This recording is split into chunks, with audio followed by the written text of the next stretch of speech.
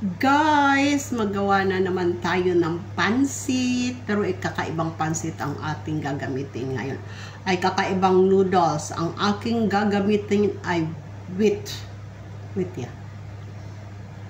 Ito guys. Noodles with gandum. Gandum is wheat yan.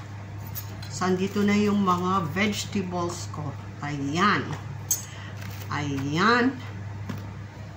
Tsaka ito ang aking green vegetables, green leaves yung tawag. Hindi ako naggamit ng carrots kasi ang carrots ay medyo mataas ang sugar. Ito lang gagamitin ko. Ito taste na ang aking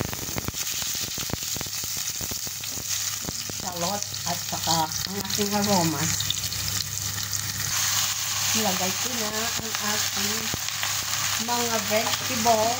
Green lang ang aking vegetables guys ha. Lagyan na natin ng mga salt. Ilagyan ko na ng mainit na tubig at mekos-mekos. Ay.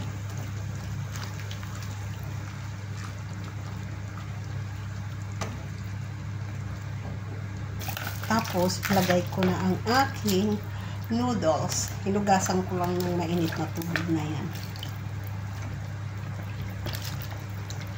Madami siguro po. Nababad ko na kasi sa tubig eh. Okay lang.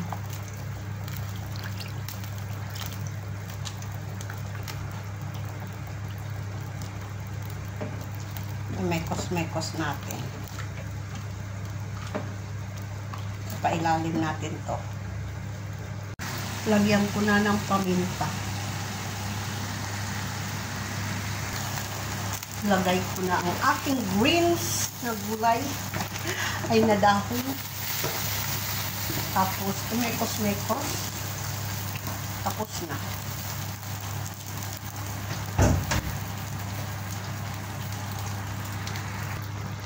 Guys, tingnan nyo yan. Ay sabaw-sabaw. Tapos na.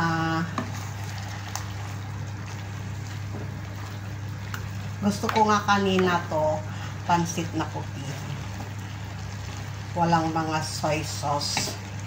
Kaya lang, nalagayan ko na kasi. Bye! Thank you for watching.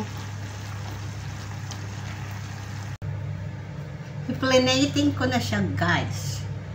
Bago pa i-plating ng iba. Thank you for watching. Bye!